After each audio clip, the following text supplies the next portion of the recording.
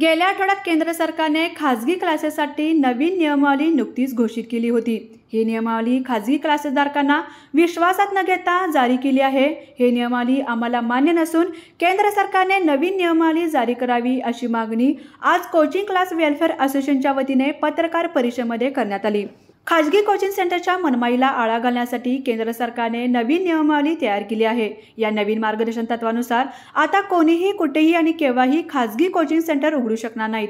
तसेच 16 वर्षाखालील मुलांना कोचिंग सेंटरमध्ये प्रवेश देण्यास बंदी घालण्यात आली आहे। इतकंच नाही तर कोचिंग सेंटर्स कोणत्याही विद्यार्थ्यांकडून मनमाई शुल्क आकारू शकणार नाहीत।